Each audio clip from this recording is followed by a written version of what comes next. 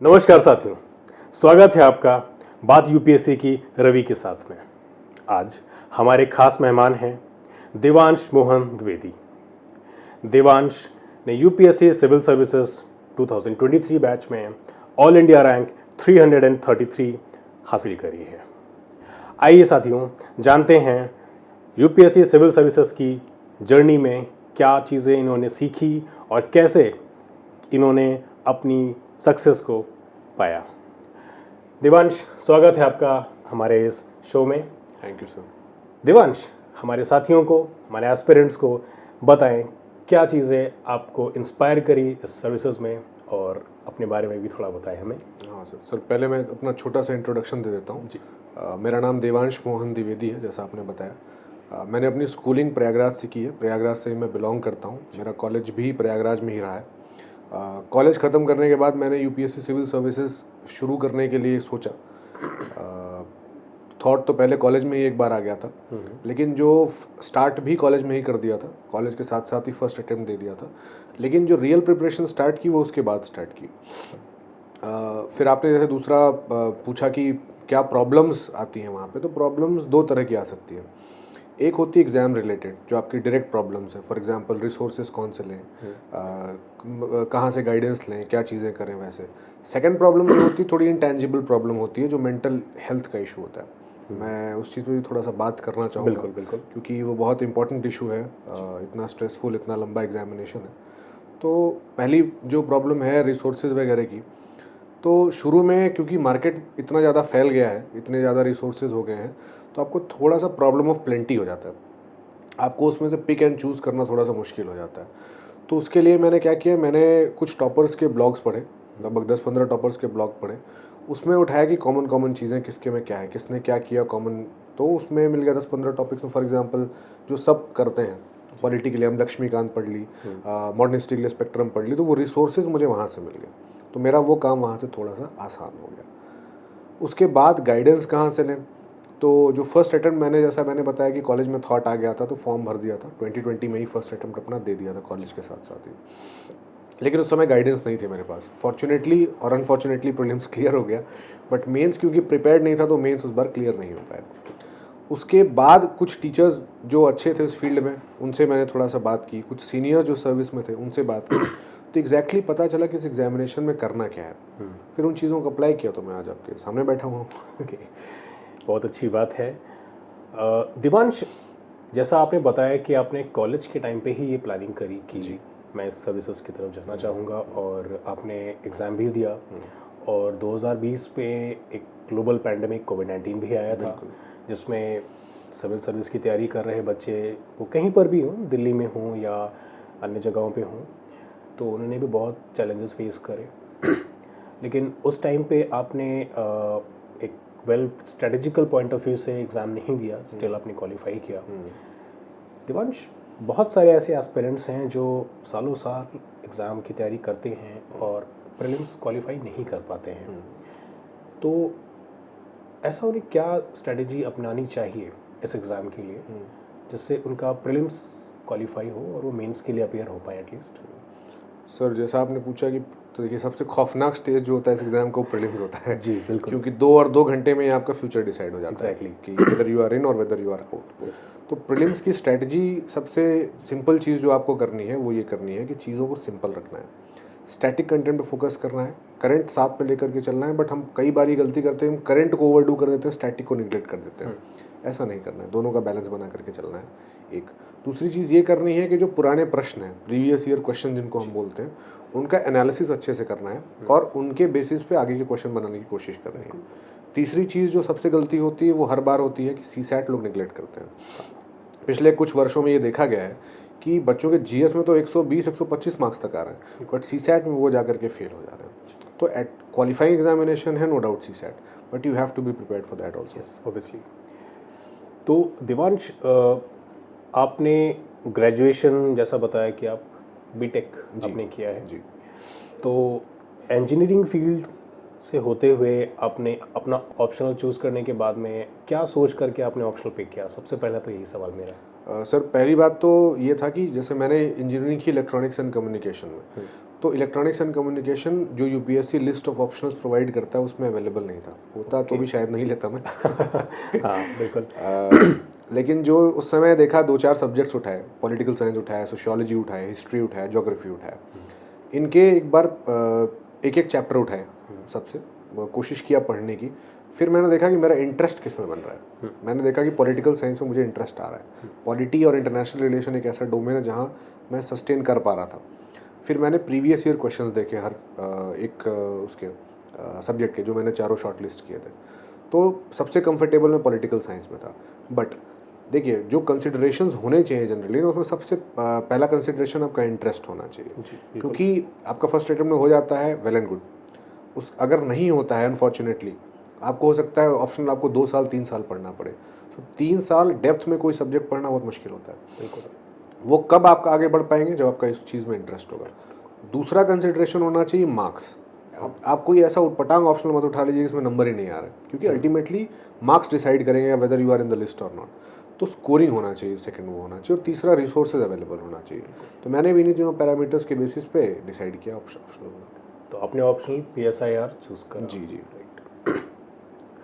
दिवांश, आपकी जैसे बताया आपने कि प्रीलिम्स में सच आपने कोई हर्डल वो फेस नहीं करी जो जनरली एस्पिरेंट्स फेस करते हैं।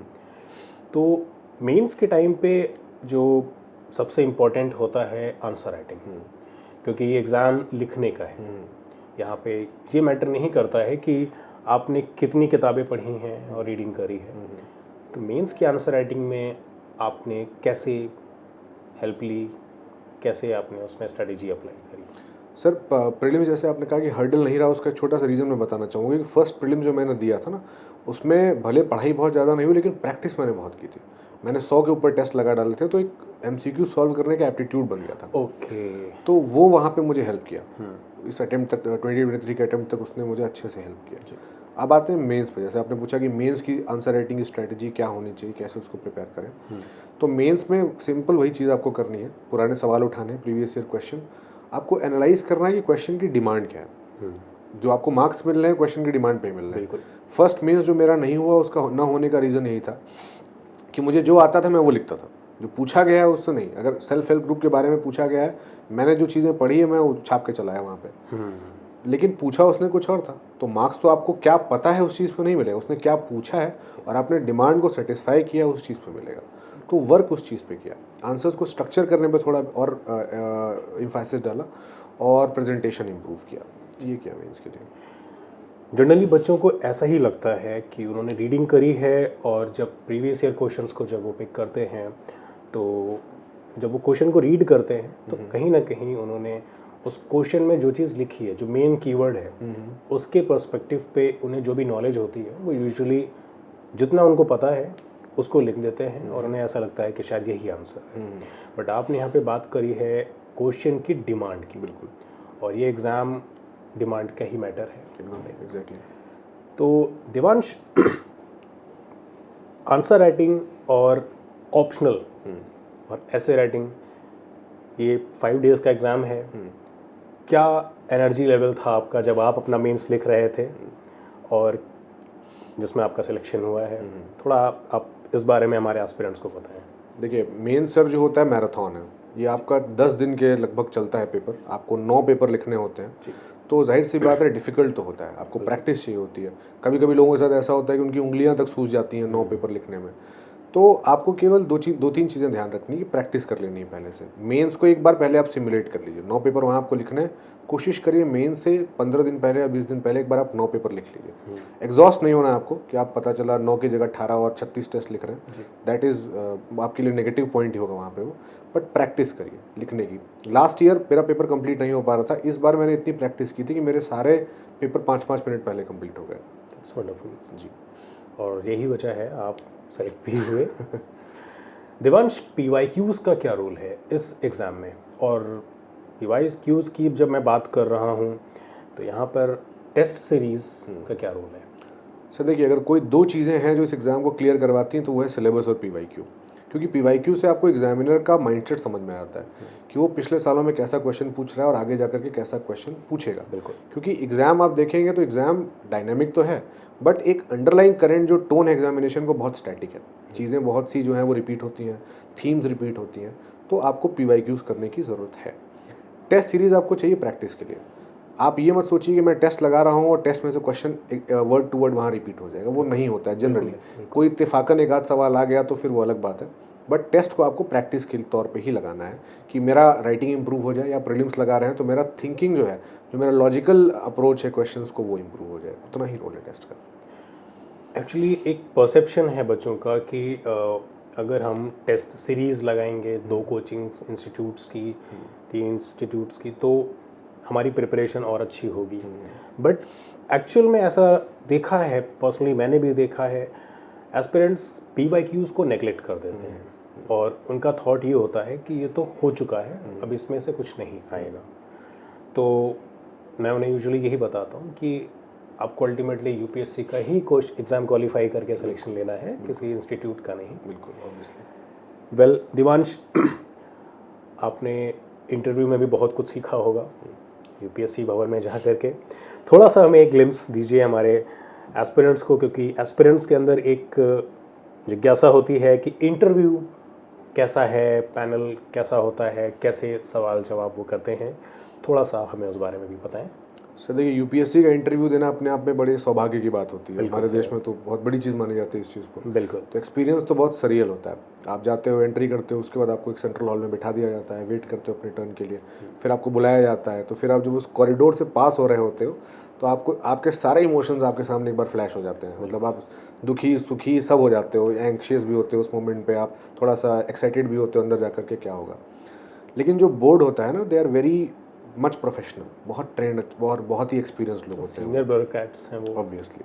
तो वो आपको बहुत कंफर्टेबल करते हैं। वो ऐसा नहीं है, वो किसी किसी केस में होता है, but they don't grill you. वो केवल आपको कंफर्टेबल करके आप ये जानना चाहते हैं कि आपकी पर्सनैलिटी क्या इस एग्ज़ाम के लिए सूटेबल है कि नहीं। आप कल को फील्ड में जाओगे, काम करोगे, तो क्या एक गरीब तबके का आदमी जो है वो आपको अप्रोच करके आप अपनी बातें समझा पाएगा, आप समझ पाओगे उसकी समस्याओं को और उसका सोल्यूशन दे पाओगे या नहीं। तो it is not a test of knowledge. UPSC खुद अपनी नोटिफिकेशन में लिखता है कि it is a personality test, it is not an interview. तो आपकी जो पर्सनैलिटी है वो उसको जांच लेते हैं। तो 20-25 मिनट में समझ में आ जाता है कि आप क्या हैं, मतलब वो देख लेते हैं हर बार आपके। हाँ बिल्कुल। दिवांश, जैसा रिसोर्सेज पिक करने की बात अगर हम करें, तो क्या रिसोर्सेज और क्या स्ट्रेटजी यूज़ की जानी चाहिए कि कौन सा रिसोर्स प्रीलिम्स के लिए या मेंस में या ओवरऑल सिलेबस में सब्जेक्ट वाइज स्पेसिफिक है, इस एग्ज़ाम के लिए क्रीम है, वो क्या स्ट्रेटजी एक एस्पिरेंट जो बिगिनर है वो अप्लाई करें? सर देखिए, मेरे हिसाब से आपको एक बार NCERTs पढ़ लेनी चाहिए, क्योंकि क्वेश्चंस तो आते हैं, वो तो बात अलग बात है, बट NCERTs इतनी लूसिड लैंग्वेज में लिखी हुई है ना कि वो एक बच्चे को समझने के लिए लिखी हुई है। तो when you are going through those NCERTs तो आपको बहुत सारी चीज़ें क्लियर हो जाती हैं एट वन गो। तो आप पहले NCERTs पढ़ लीजिए। उसके बाद रिसोर्सेज तो तमाम जगहों पे अवेलेबल है। वही कॉमन रिसोर्सेज हैं, पॉलिटी की लक्ष्मीकांत, मॉडर्न हिस्ट्री के लिए स्पेक्ट्रम, एशियन के लोग RS शर्मा या तमिलनाडु बोर्ड कर लेते हैं, आर्ट एंड कल्चर के लिए नितिन सिंघानिया सर की जो बुक है वो कर लेते हैं। तो रिसोर्सेज सारे कॉमन है, वही रिसोर्सेज आपको करने हैं बस। NCERT की अगर मैं बात करूं तो ये वही NCERT होती है जो हम सभी लोगों ने 6th क्लास से लेके 10th क्लास तक पढ़ी है। 11th-12th में भी अगर आर्ट साइड से हैं तो पढ़ते हैं हम लोग। लेकिन जब हम सिविल सर्विसेज की तरफ आते हैं तो NCERTs फिर से हमें पिक करनी होती है। तो क्या दिवांश, मैं ऐसा मान सकता हूँ कि जब हम स्कूल में थे तो उस NCERT से हम अपने देश और दुनिया के बारे में समझ रहे थे, चाहे वो हिस्ट्री के पर्सपेक्टिव पे हो, ज्योग्राफी हो या पॉलिटी के पर्सपेक्टिव पे हो। लेकिन जब हम इस एग्ज़ाम की तैयारी करते हैं तो फिर से वही किताब हमें पढ़नी होती है। तो क्या ऐसा माना जा सकता है कि कहीं ना कहीं UPSC हमसे हमारी स्कूल टाइम की नॉलेज को एक मॉडर्न वे में, एक वास्ट वे में जांचना परखना चाह रहा है? Sir not just school knowledge, knowledge तो ऐसी चीज़ है जो कि आपके साथ हमेशा रहती है, आपका हमेशा साथ देती है। आपने जो बचपन, आप देखेंगे क्वेश्चंस कुछ कुछ ऐसे आते हैं जो आपने बचपन में कहीं पढ़ा या सीखा होगा, बट वो उस चीज़ को पूछ लेते हैं। तो नॉलेज कभी वेस्ट नहीं जाती है। आप बचपन से जो चीज़ सीखते हो बस उसको आपको रिफाइन करते चले जाना है। तो UPSC यही जानना चाहता है कि आपने अपने जीवन में किया क्या। सही बात। तो आपने जो नॉलेज गेन किया, नॉलेज गेन करना एक चीज़ है, आप उसको अप्लाई कर पाते कि नहीं अप्लाई कर पाते, वो चीज़ का चेक है। दिवांश, मैं थोड़ा ये जानना चाहूँगा कि आपकी इस जर्नी में आपने किसी को अपना रोल मॉडल माना जिनको देख के आपको इंस्पिरेशन मिलती रही? कोई ऐसा रोल मॉडल आपकी लाइफ में भी रहा? Sir, role model civil services में तो बहुत सारे लोग रहे हैं जो कि हम जिनके बारे में पढ़ते ही हैं, लाइक टी.एन. शेषन सर थे, वो मेरे रोल मॉडल रहे हैं। उनकी ऑनेस्टी, इंटीग्रिटी और जिस स्पिरिट ऑफ पब्लिक सर्विस उन्होंने काम किया, वो हमेशा एक इंस्पिरेशन रहा है। जी। और फैमिली किस तरफ से आपको प्रॉपर सपोर्ट रहा इस प्रिपरेशन के टाइम पे? हाँ सर, फैमिली से तो हमेशा ही सपोर्ट रहा। इवन मेरे फादर ने हमेशा ही मोटिवेट किया सिविल सर्विसेज में जाने के लिए। मदर ने बहुत सेक्रीफाइस किया सिविल सर्विसेज के लिए कि मेरे बच्चे आगे जाएं। तो उनका जो विजन था, मैं बस उसी पे काम करता चला गया और ईश्वर की कृपा रही कि सफल हो गया। बिल्कुल बिल्कुल। दिवांश, जैसा कि हम इस एग्ज़ाम की प्रिपरेशन की बात कर रहे हैं, तो कहीं ना कहीं हमें एक गाइडेंस चाहिए होती है, जिसकी कमी कहीं ना कहीं शायद बहुत सारे एस्पिरेंट्स में रहती है। तो इस प्रिपरेशन के दौरान कोई टीचर या कहीं से या पेरेंट्स की तरफ से कोई इस एग्ज़ाम ओरिएंटेड गाइडेंस आपको कहाँ से मिलती थी? सर, एग्ज़ाम ओरिएंटेड गाइडेंस जैसे मैंने बताया, फर्स्ट टाइम मेरे पास नहीं थी। उसके बाद एक दो सिलेक्टेड जो लोग थे, उन्होंने दे वर वेरी काइंड, उन्होंने बहुत हेल्प किया, इम्प्रूव कराने में कोशिश की। और एक दो टीचर्स ने भी बहुत हेल्प किया मुझे इस चीज़ में। जी। तो दैट वाज द थिंग। बिना गुरु के संभव नहीं था। बिल्कुल नहीं। बिल्कुल। दिवांश, जैसे बहुत सारे एस्पिरेंट्स होते हैं जिन्होंने अपनी लाइफ में 5, 6 साल, 7 साल इस एग्ज़ाम की तैयारी में दिए होते हैं और सफलता नहीं मिलती है। बिल्कुल। आप उनके लिए क्या एक मैसेज देना चाहेंगे? सर देखिए, बहुत बड़ा एग्ज़ाम है। तो जैसे अगर मैं सफल हूँ तो मेरे पीछे 10,000 लोग ऐसे असफल खड़े होंगे शायद, अनफॉर्चुनेटली, जिनकी कहानी कोई नहीं पूछता है। बिल्कुल। तो मैसेज उनके लिए यही है कि डिसहार्टेंड नहीं होना है। आपको अपनी लड़ाई जारी रखनी है। यही एक नौकरी, this is just a job, ये एक नौकरी है और इसके पीछे आपको अपना जीवन नहीं खपाना है। जो IAS में नहीं, ऐसा नहीं कि वो खुश नहीं है। संतुष्ट होना आपको एक पॉइंट पे लाइफ में जाकर के है ही। बिल्कुल। आपको वो अपना पॉइंट फाइंड करना है कि आपका सेटिस्फैक्शन कहाँ लाई करता है। तो आप अपने आप को पहले रिसर्च कर, इस फील्ड में आने से पहले ही अपने आप को एक बार इंट्रोस्पेक्ट करके आइए कि क्या मैं इस फील्ड में मैं खुद की इच्छा से जा रहा हूँ कि नहीं। कई बार हम लोगों से सुन करके चले आते हैं, फिर हम 3 साल 4 साल 5 साल यहाँ लगा देते हैं। वेस्ट तो नहीं कहूँगा, क्योंकि आप सीखते हैं बहुत सारी चीज़ें यहाँ पर, बट वो आपके काम की नहीं आती। आपका एक्यूमेन हो सकता है बिजनेस में, आप बहुत अच्छे बिजनेसमैन बन सकते हो, आप बहुत अच्छे क्रिकेटर, गोल्फर बन सकते हो, बट आप यहाँ पे आकर उस टैलेंट को 4 साल 5 साल तक दबा देते हो। तो वो मत करिए। आप अपने आप को रिकॉग्नाइज़ करिए, अपनी क्षमताओं को रिकॉग्नाइज़ करिए और फिर इस फील्ड में आगे बढ़िए। बिल्कुल। दिवांश, मैं आपसे एक आखिरी सवाल और करना चाहूँगा। इस बार जो बच्चे मेंस लिख रहे हैं जी। और अगले साल 2025 में जो एस्पिरेंट्स प्रीलिम्स में अपीयर होंगे, उनके लिए आपकी तरफ से एक क्या स्ट्रेटेजी, एक छोटा सा मैसेज आप उन्हें क्या देना चाहेंगे प्लीज़? सर, जो लोग मेंस लिख रहे हैं उनके लिए यही कि प्रैक्टिस, प्रीवियस ईयर क्वेश्चन उठाइए, प्रैक्टिस करिए, काफ़ी जितना आप लिख सकते हो उतना लिखिए, ऑप्शनल अच्छे से अपना प्रिपेयर कर लीजिए। ऐसे थोड़ा सा ऊपर नीचे हो रहा है तो ऐसे की प्रिपरेशन भी अच्छे से कर लीजिए। 25 वालों के पास क्योंकि टाइम है तो उन्हें कोशिश ये कर लेना चाहिए कि 25 में अगर आप अपीयर हो रहे हैं तो आपका टारगेट ये होना चाहिए कि जनवरी 2025 तक आपका मेंस पूरी तरह से प्रिपेयर्ड हो जाए। मतलब कि फरवरी में आपको कोई बैठा दे कि मेंस लिख लो, तो आपको इतना लिख लेना चाहिए कि आप कट ऑफ टच कर लो, इतना तक होना चाहिए। बाकी बाद में इंप्रूवमेंट होगा प्रीलिम्स और मेंस के बीच में। और उसके बाद प्रीलिम्स पे फोकस करिए, CSAT को नेग्लेक्ट मत करिए। जी। दिवांश, बहुत अच्छी बातें आपने बताई और अपना एक्सपीरियंस शेयर किया। आई होप हमारे व्यूवर्स को, हमारे एस्पिरेंट्स को बहुत हेल्पफुल लगी होगी ये चर्चा। साथियों, ये UPSC सिविल सर्विसेज की जर्नी ये खुद में बहुत बड़ी जर्नी है। फरवरी में नोटिफिकेशन आता है और अगले वर्ष अप्रैल में जाकर के फाइनल रिज़ल्ट आता है। स्टेज वाइज एग्ज़ाम है। प्रयास करना आपके हाथ में है और मेहनत करके सही स्ट्रेटजी को फॉलो करते हुए, जैसा कि देवांश ने बताया, स्ट्रेटेजिकल अप्रोच फॉलो करना है और नेगलेक्ट कुछ भी नहीं करना है। बहुत शुक्रिया देवांश, आपका हमारे साथ जुड़ने के लिए, अपना कीमती समय देने के लिए। धन्यवाद सर, माय प्लेजर। शुभकामनाएं आपको आने वाले भविष्य के लिए। Thank you sir. और मिलते हैं फिर नए एपिसोड में नए चेहरे के साथ। तब तक के लिए नमस्कार।